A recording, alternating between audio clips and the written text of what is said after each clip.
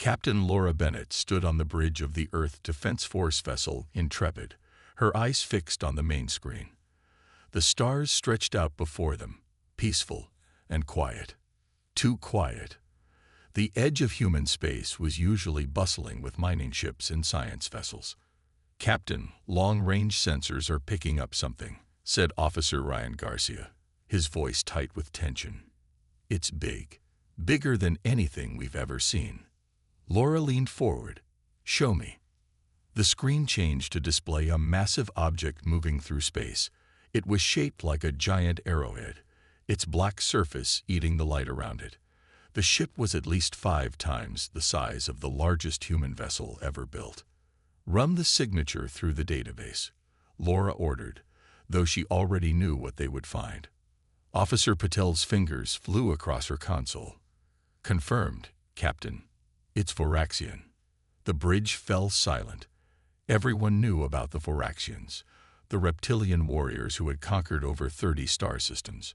Stories told of their cruelty and power. Their ships could destroy planets. No species had ever won against them. "How long until they reach Earth?"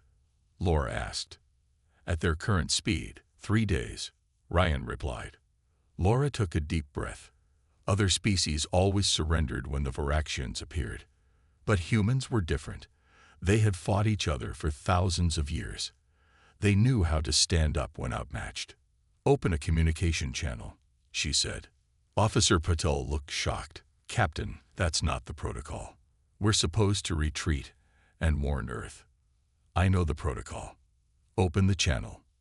The screen flickered, and then a face appeared. The Voraxian commander had dark green scales with purple markings. His yellow eyes were like a snake's, with slits for pupils. He wore some kind of breathing device over his mouth. "I am Captain Laura Bennett of the Earth Defense Force vessel Intrepid," she said clearly. "You have entered human territory. State your purpose." The Voraxian blinked slowly, showing surprise. When he spoke, his voice was deep and rumbling. Translated by the ship's computer. "I am Commander Scarthol of the Voraxian Empire. Your bravery is unusual. Most species beg for mercy when they see us." Laura stood tall. "Humans don't beg." Scarthol made a sound that might have been a laugh. "Interesting. We have come to add your worlds to our empire. Your species will serve us, as all others do." "I think you'll find humans aren't like the others you've conquered," Laura replied. She noticed something strange.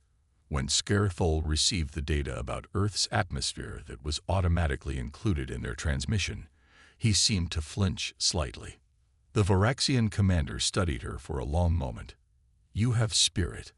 I will give your people 1 solar cycle to prepare before we begin. It will make your defeat more satisfying."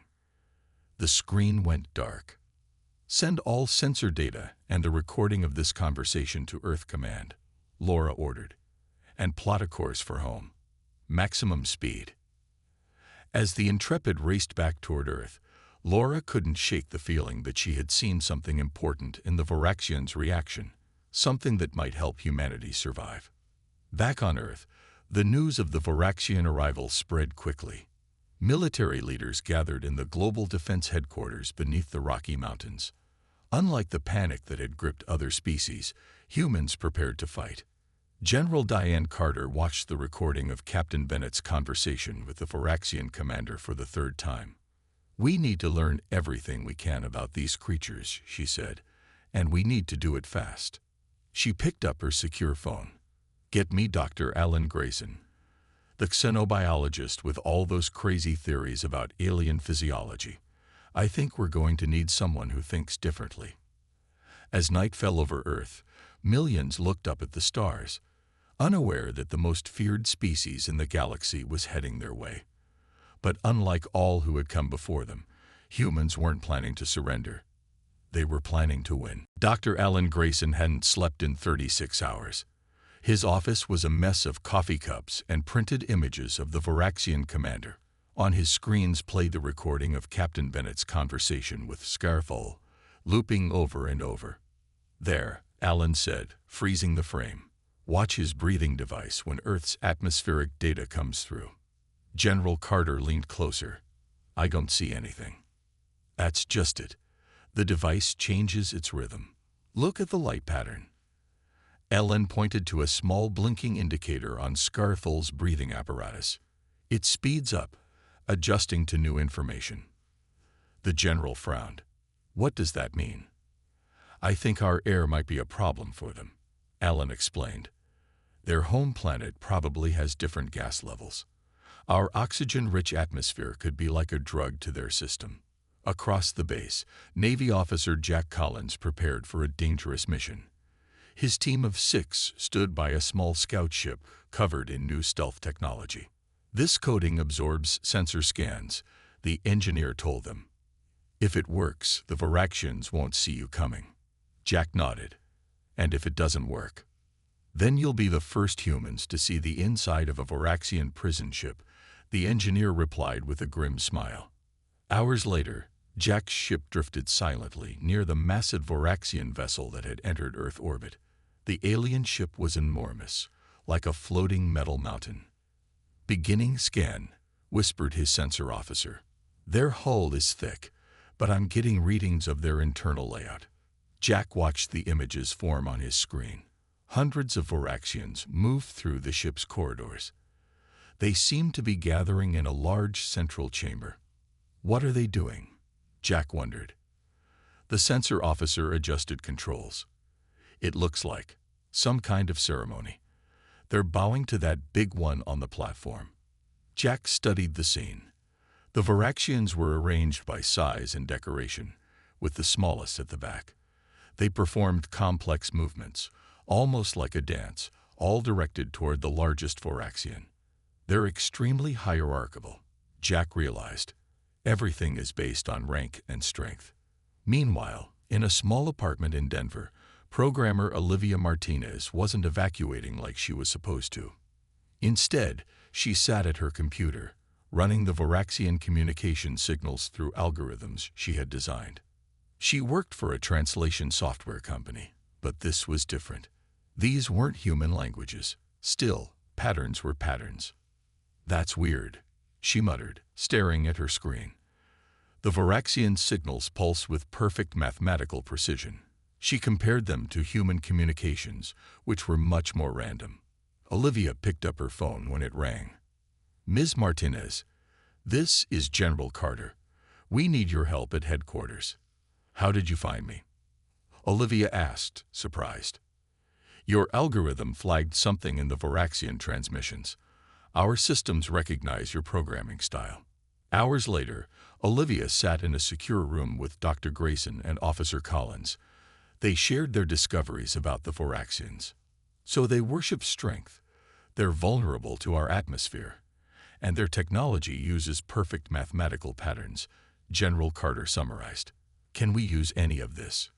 Before anyone could answer, an alarm sounded.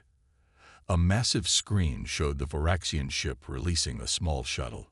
They're sending someone down, said a technician.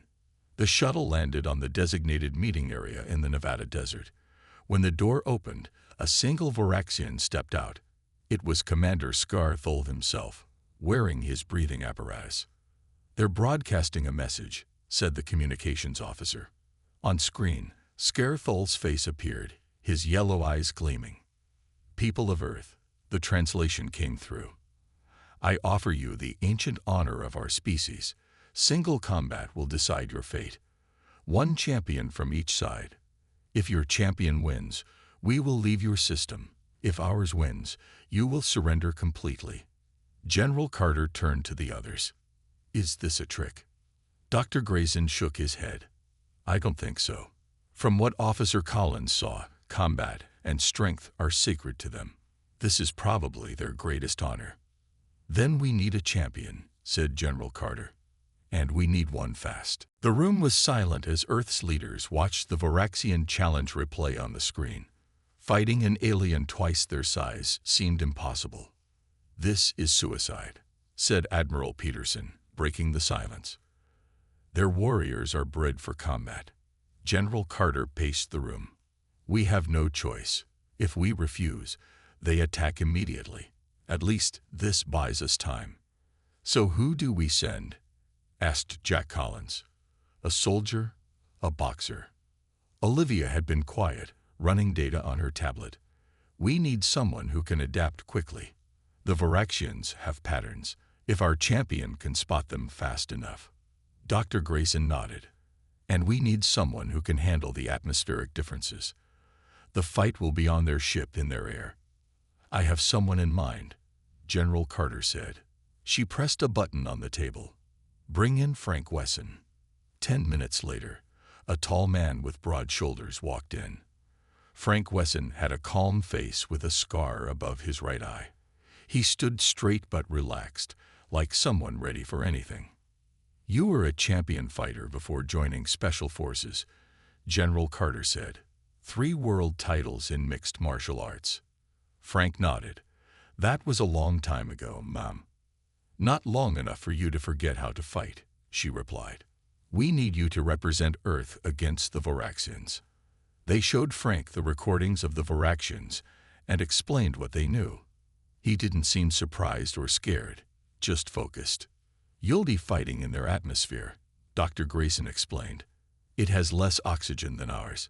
You'll tire more quickly." "But they have a weakness too," added Olivia, showing him her data. "They move in patterns.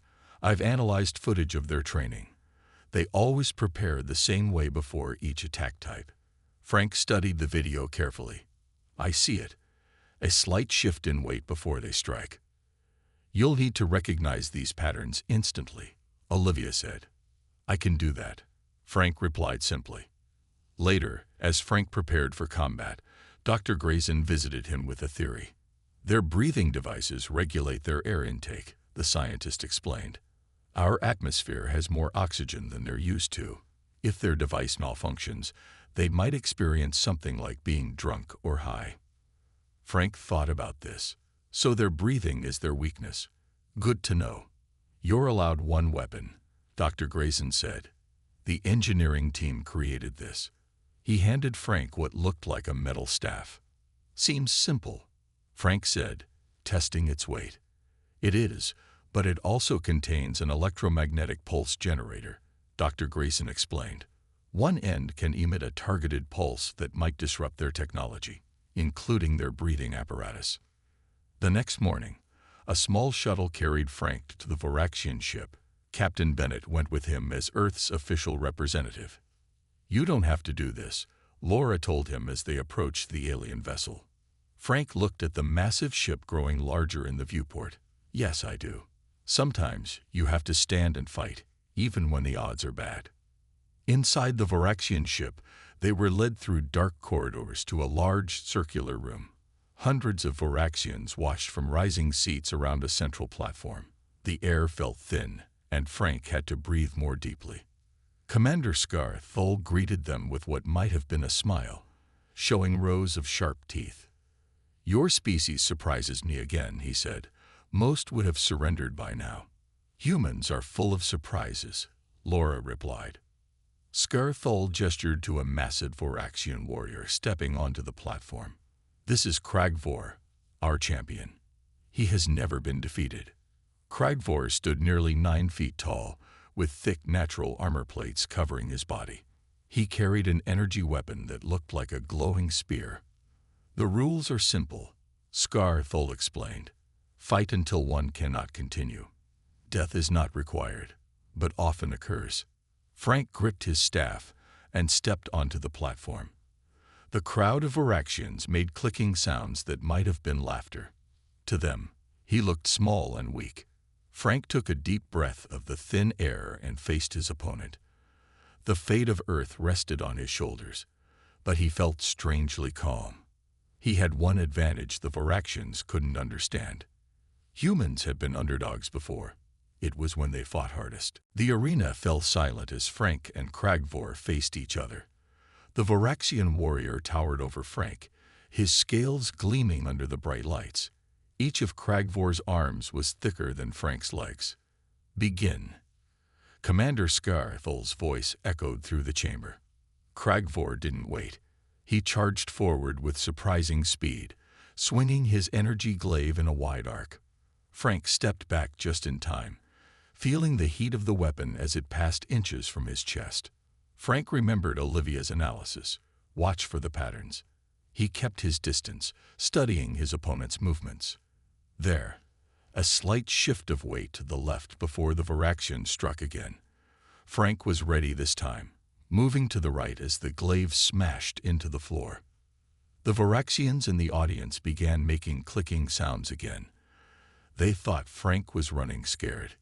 "Your human is a coward," Scarthol said to Captain Bennett, who stood at the edge of the arena. "He only retreats." Laura didn't answer. She could see what the Varaxians couldn't. Frank was learning, adapting with each passing moment. Frank felt the thin air burning in his lungs. Dr. Grayson was right. The atmosphere made everything harder. But it also confirmed his theory about the Varaxians' breathing systems.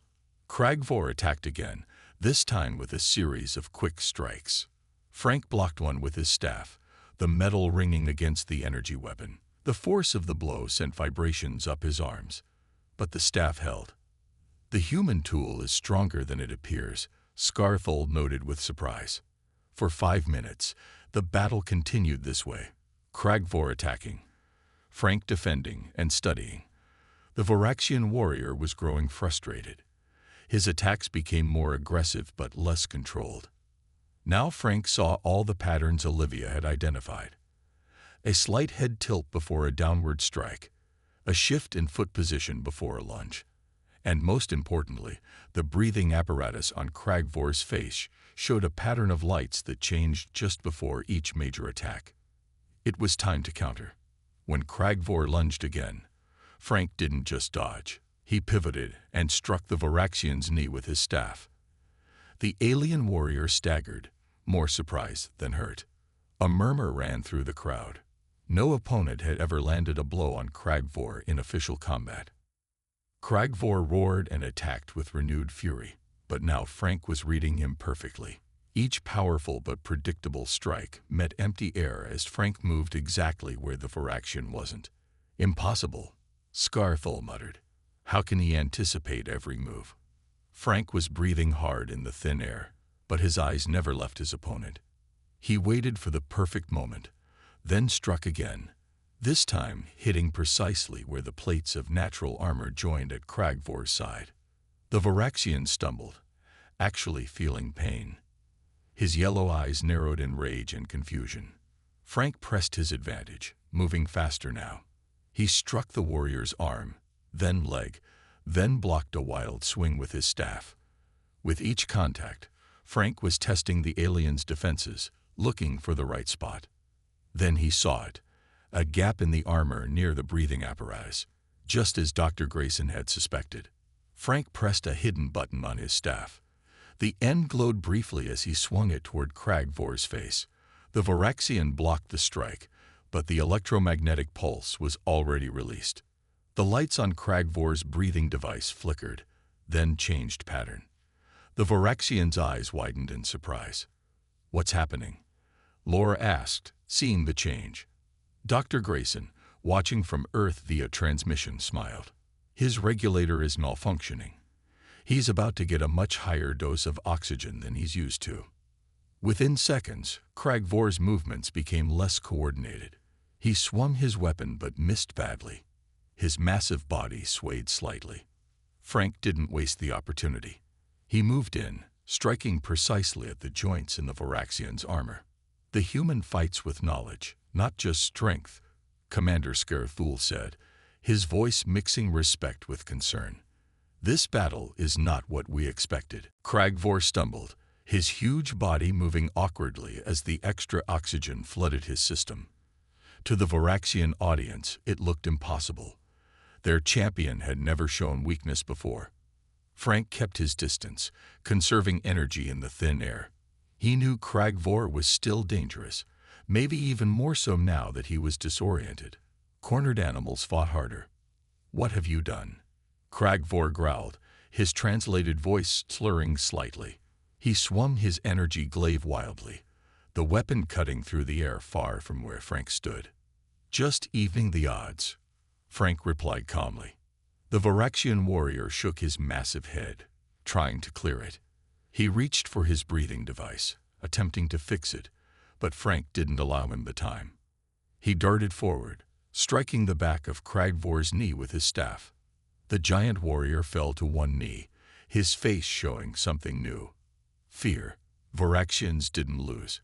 It wasn't part of their understanding of the universe. From the sidelines, Captain Bennett watched with growing hope. Beside her, Commander Scariful's expression was unreadable behind his breathing mask, but his body was tense. "Your champion fights with tricks," Scariful said, but his tone lacked conviction. "Intelligence is our strength," Laura replied. "Just as size and armor are yours." On Earth, in the command center, Olivia and Dr. Grayson watched the transmitted footage with the world's leaders. "He's using everything we told him," Olivia said proudly. Cragvor roared and lunged forward, catching Frank off guard. One massive hand grabbed Frank's arm, lifting him off the ground. The Voraxian's strength was still incredible, oxygen-drunk or not. Frank felt his shoulder stretch painfully as Cragvor dangled him in the air. The Voraxian crowd made excited clicking sounds, thinking their champion was about to win. Frank's staff fell from his grip, clattering to the floor. But Frank had been in tough spots before. When you couldn't overpower an opponent, you had to outsmart them. He swung his body forward and kicked hard, directly at the breathing apparatus on Cragvor's face. There was a cracking sound. The device didn't break completely, but it bent inward, now stuck half open. Pure, unfiltered oxygen began flooding into Cragvor's system. The effect was immediate. The Voraxian's eyes widened, his pupils dilating. His grip on Frank loosened enough for the human to twist free and drop to the floor. Frank rolled away, snatched up his staff, and rose to his feet. His shoulder ached, but he pushed the pain aside. Focus was everything now. Cragvor stood swaying, his movements becoming increasingly uncoordinated. To Frank, it looked like the alien was drunk, very drunk. The warrior's attacks were now slow and clumsy. Frank moved in. Each strike of his staff was precise, hitting the joints between armor plates where the Voraxian was vulnerable. He didn't fight with the alien's strength. He fought with human precision. The arena had gone completely silent. No Voraxian had ever seen their champion beaten like this. It seemed impossible that the small, soft human could outfight their greatest warrior. With a final, calculated strike to the back of Cragvor's leg, Frank brought the giant crashing down. The Voraxian lay on his back, unable to coordinate his limbs enough to stand. Frank stood over him, staff raised for a final blow. The entire arena held its breath. But Frank didn't strike. Instead, he lowered his weapon and extended his hand to the fallen warrior. "It's over," he said simply. Confusion rippled through the Voraxian audience. In their combat traditions, a defeated opponent was always killed. Mercy was unknown. Cragvor stared at Frank's outstretched hand, not understanding. Commander Scariful stepped forward. "The human has won," he announced, his voice echoing through the arena. "As agreed, we will leave this system." But his eyes never left Frank, who still stood with his hand extended to the fallen champion. This behavior made no sense to the Voraxian commander. Why does he not finish the fight? Scariful asked Laura quietly. "Because that's not why he fought," she answered. "Humans fight to protect, not to destroy." Scariful considered this strange idea as the human champion helped his defeated warrior to stand. The Voraxian medical team helped Cragvor from the arena. The warrior looked back at Frank once with an expression impossible to read. Was it anger? Respect? Confusion? Frank couldn't tell. Commander Scariful approached Frank and Captain Bennett. "The combat is complete. Your world is safe, as promised. But before we leave, I request a private meeting." This wasn't part of the agreement. Laura looked at Frank, who nodded slightly. "We accept," Laura said. They followed Scariful through dark corridors to a command room. Unlike the ceremonial arena, this was clearly a working space filled with technology beyond human understanding. The air here was adjusted to be more like Earth's, making it easier for Frank and Laura to breathe. "Sit," Scarfell said, gesturing to seats around a large table. He removed his breathing device, now that they were in a controlled environment. Without it, his face looked less threatening, more alive. "You fought with honor," Scarfell told Frank, "but also with something we don't understand. You could have killed Cragvor. Why didn't you?" Frank considered his answer carefully. "Killing him wouldn't have proven anything more than defeating him did. We don't want to destroy you. We just want to live in peace." Scarfell made a clicking sound that might have been a laugh. "Peace, a luxury we haven't known for generations." "What do you mean?" Laura asked. The commander touched a control on the table. A holographic image appeared, a planet with 3 moons, its surface mostly barren and red. "Our homeworld, Vorax. Once it had oceans and forests. Now it is dying." Scarfell's voice carried deep sadness. "Our atmosphere changed over centuries. The oxygen levels dropped. Plants died. Animals vanished. So you look for new worlds," Laura said, understanding dawning. Scarfell nodded. "We conquer because we must. Our physiology limits which planets we can inhabit. Few match our needs." "But you wear breathing devices," Frank pointed out. "You could adapt to different worlds." "Our current technology is limited," Scarfell explained. "The devices only work for short periods before they must be recharged. We cannot live permanently on worlds that don't match our needs." Laura leaned forward. "What if we could help improve your technology? Earth has excellent scientists. Dr. Grayson already figured out your breathing systems just from watching recordings." Scarfell's yellow eyes widened. "You offer to help us, after we came to conquer you." "That's what humans do," Frank said simply. "We find solutions to problems." The commander was silent for a long moment. "In all our conquests, no species has ever offered to help us after defeating us. They either feared us or hated us." "Fear and hate don't solve problems," Laura said. "Working together does." Scarfell stood and walked to a window overlooking Earth below. The blue planet stood in stark contrast to the red, dying world in the hologram. "Your species is strange, humans. You fight fiercely to protect your world, then offer to help those who threatened you." He turned back to them. "Perhaps this is why you are the first to defeat us." Frank smiled slightly. "We've had plenty of practice fighting among ourselves, but we've also learned that what comes after the fight is more important." "After the fight," Scarfell repeated, as if the concept was new to him. "Yes, I would like to see what comes after." He pressed another control on the table. "I am sending a message to our fleet. We will honor our agreement and leave your system, but I wish to remain with a small delegation to discuss this." "Helping?" Laura nodded.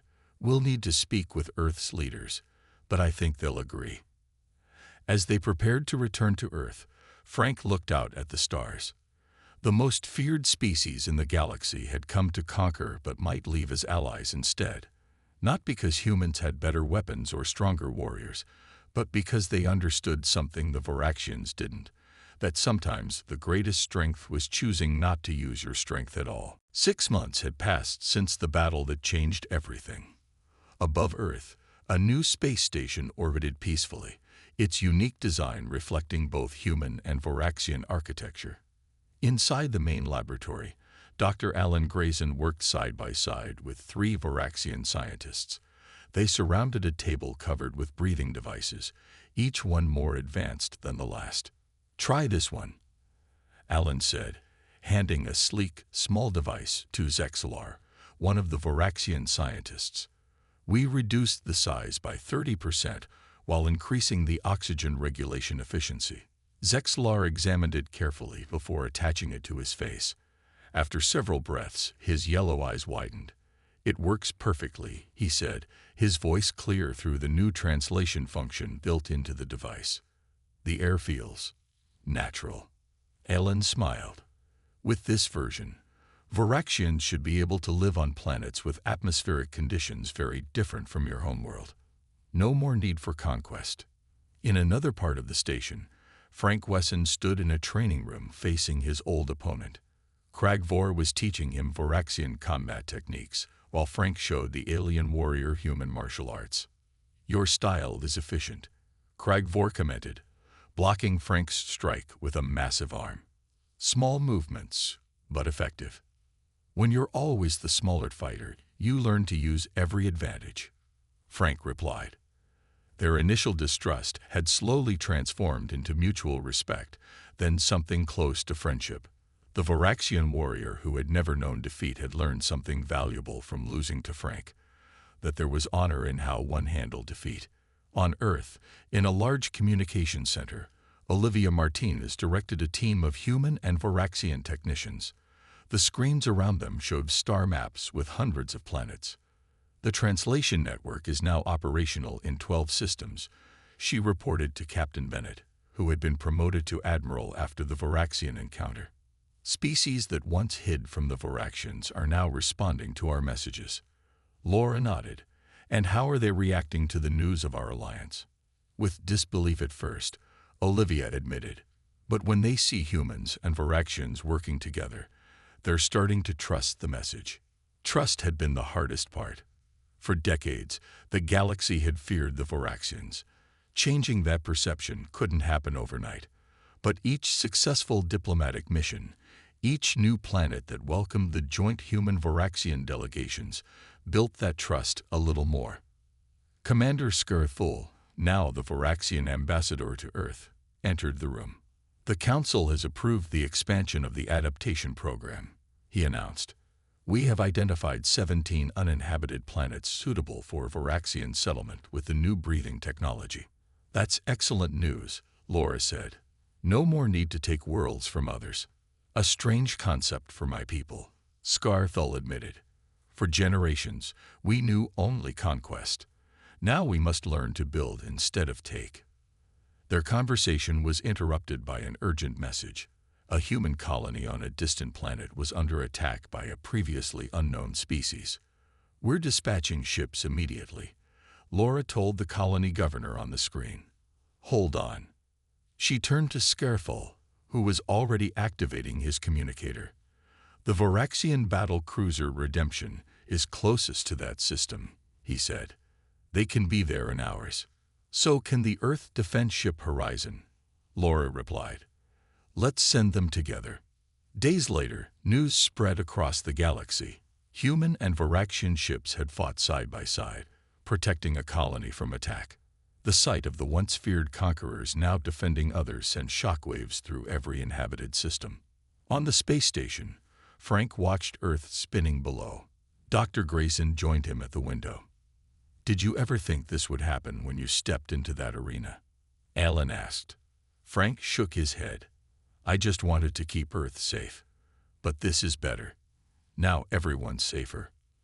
Across the stars, species that had hidden in fear for centuries began to emerge, reaching out to the strange partnership between humans and Voraxians. The galaxy was changing, opening up. New alliances formed, new trade routes established. The most feared species had indeed met their match in humans, not through superior strength or technology, but through something more powerful: the ability to turn enemies into allies and find solutions where others saw only threats. And that was humanity's greatest strength of all.